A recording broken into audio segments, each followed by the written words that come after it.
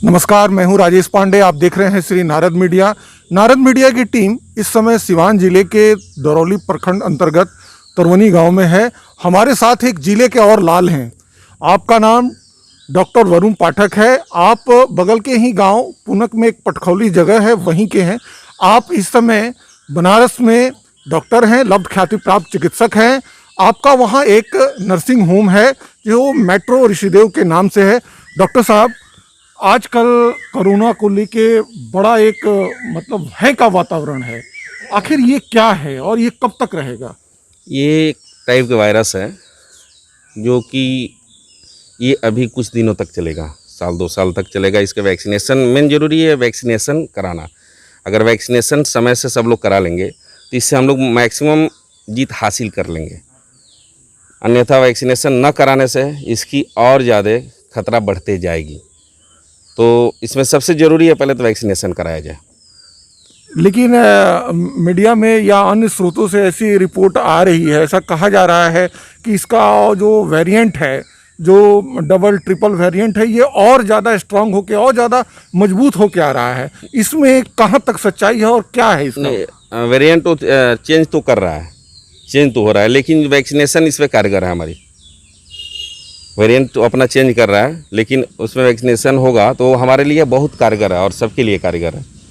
तो उसमें क्या है कि ये जैसे जैसे वेरिएंट चेंज करेगा, वैक्सीनेशन होगा, उससे वैसे आपकी इम्यून सिस्टम डेवलप होगी तो आप बेटर तरह से रह सकते हैं, इससे इस पे जीत हासिल कर सकते हैं। ये जैसे कहा जा रहा है कि जो पहला कोरोना का जो लहर आया था वो हमारे थ्रोट पे ज़्यादा इफेक्ट किया था हम, और जो इस बार का है वो ज़्यादा लंग्स पे इफेक्ट कर रहा है। अब जो नया है इसे कह रहे हैं कि ये ब्लैक फंगस जो आँख में, या जो वाइट फंगस जो है जो हमारे चेस्ट को, लंग्स को इफेक्ट कर रहा है। ये कैसे होता चला जाएगा और फिर तो ये काफ़ी मुश्किल होगा। ब्लैक फंगस, वाइट फंगस ये पहले से है, पहले से डायबिटिक पेशेंटों को ब्लैक फंगस पहले से ही होता है और ये पहले से है, ना कि ये नया है, ना कि ये कोरोना की वजह से हो रहा है। जो ब्लैक फंगस की चीज़ें हैं, आँख पे इफेक्ट करता है, आँख के द्वारा हमारे ब्रेन तक हो जाता है। इसमें अगर समय से पता चल जाए, समय से इसका ट्रीटमेंट शुरू हो जाए तो इससे आदमी मरता नहीं, बच जाता है। और जहाँ तक कोरोना का सवाल है, कोरोना हमारे और सारे देश में लगभग पूरे विश्व में है। तो हर जगह, अमेरिका में लगभग अभी तक 60 से 70% वैक्सीनेशन हो चुका है। तो वहाँ के लोग लगभग अभी सूटेबल होते जा रहे हैं डे बाई डे। तो कहने का मतलब ये है कि वैक्सीनेशन ही इसका उपाय है और कोई नहीं उपाय है। और अपने इम्यून सिस्टम को आप डेवलप करके रखिए, बेटर तरीके से रखिए। ये कहा जा रहा है कि अब जो कोरोना है वो बच्चों को ज़्यादा प्रभावित करेगा। ऐसे में बच्चों को बचाने के लिए क्या किया जाए? थर्ड अटैम्प्ट जो होगा उसमें बच्चों पे आएगा। तो बच्चों को बचाने के लिए बच्चों को हमेशा मास्क पहना के रखिए, बच्चों को घर में ही रखिए, बाहर कम से कम निकलने दीजिए। जो आदमी घर से बाहर अगर जाता है तो आते ही कपड़ा बाहर खोले, घर में जाके बाथरूम में स्नान करे, फिर अपने परिवार में बच्चों के साथ पास जाए। ये एक आम आदमी अपने आप को कोरोना से बचाने के लिए, अपनी इम्यूनिटी सिस्टम को डेवलप करने के लिए क्या करे? इम्यूनिटी सिस्टम डेवलप करने के लिए विटामिन सी का उपयोग अधिकतर करें। विटामिन सी हमें किस किस फल, किस किस भोज्य पदार्थ से प्राप्त होता है, उसका सेवन करें। और अपनी दिनचर्या को सुसज्जित रखें और व्यायाम करें, एक्सरसाइज वगैरह प्रॉपर करते रहें।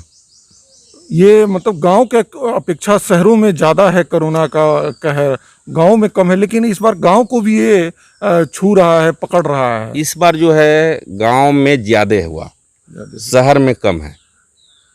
कारण क्या है? शहर के लोग सचेत हो गए, गांव में लोग सचेत नहीं हुए। गांव में मास्क नहीं लगाते थे लोग, एक दूसरे के पास बैठना उठना, मार्केट जाना, बाजार जाना। तो इसके कारण से गांव में लोग जब शहर से आए तो बहुत तेज़ी से फैलना शुरू हुआ।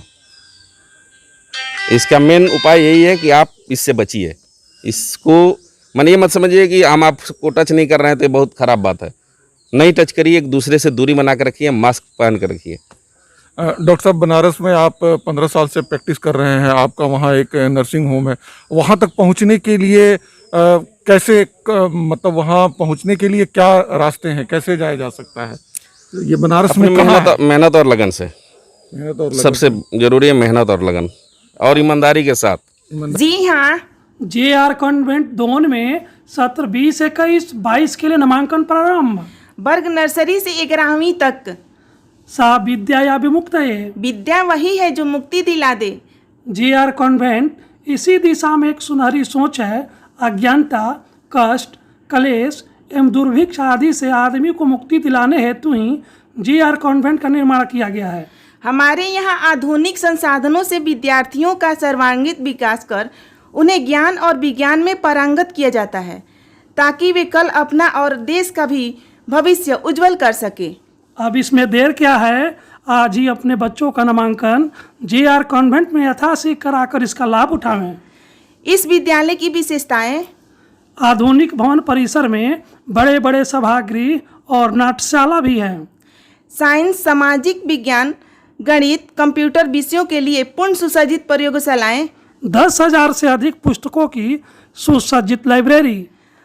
बंगाल, उड़ीसा, असम, उत्तर प्रदेश, बिहार के कुशल प्रशिक्षित शिक्षक, बृहद खेल का मैदान, ऑनलाइन एवं आधुनिक तकनीक के द्वारा पठन पाठन, स्मार्ट क्लास, इंटरनेट कनेक्शन। 5 एकड़ में फैले इस मनोहर परिसर में भांति भांति के पेड़ पौधों से बच्चों को पर्याप्त ऑक्सीजन मिलते हैं। वर्ग 9 और 11वीं के बच्चों के लिए विशेष सुविधा। प्रत्येक दिन जॉन इलियट ITI में डीजल इंजन, मैकेनिकल और इलेक्ट्रिकल ट्रेड का निःशुल्क ज्ञान दिया जाता है। यह ITI स्कूल परिसर में ही स्थित है। आज ही संपर्क करें। JR कॉन्वेंट, सुनीता विद्यानगरी 2 दरौली, सिवान, बिहार। Mobile number 7547045118 9576466461। आप सभी से निवेदन है कि एक बार विद्यालय का अवलोकन स्वयं को अभिभूत करने के लिए अवश्य करें। साहब, आप अपने एजुकेशन बैकग्राउंड के बारे में बताइए। कानपुर यूनिवर्सिटी से हमारा ग्रेजुएशन हुआ था और पोस्ट ग्रेजुएशन हमारा बेंगलोर से हुआ था। आप 10वीं और 12वीं की पढ़ाई कहाँ से की? हाँ, 10वीं 12वीं पढ़े हम भाटपार रानी। भाटपार रानी से की। और ये आपका बचपन वगैरह? बचपन हमारा यहाँ दोन जगह द्रोणाचार्य का गढ़ है, दोन का नाम जानते होंगे। हमारे पिताजी वहाँ डॉक्टर थे, डॉक्टर तारकेश्वर पाठक। मैं उनका छोटा लड़का हूँ और मैं दोन में ही रह करके 8वीं तक पढ़ा था। उसके बाद आप भाटपार रानी चले गए। उसके बाद बेंगलोर से आप जब पढ़ के आए तो सीधे बनारस में नहीं, बेंगलोर नहीं, पहले कानपुर यूनिवर्सिटी से मैंने किया, फिर उसके बाद बेंगलोर। अब बेंगलोर से पढ़ाई करने के बाद आपने प्रैक्टिस शुरू की बनारस में। जी।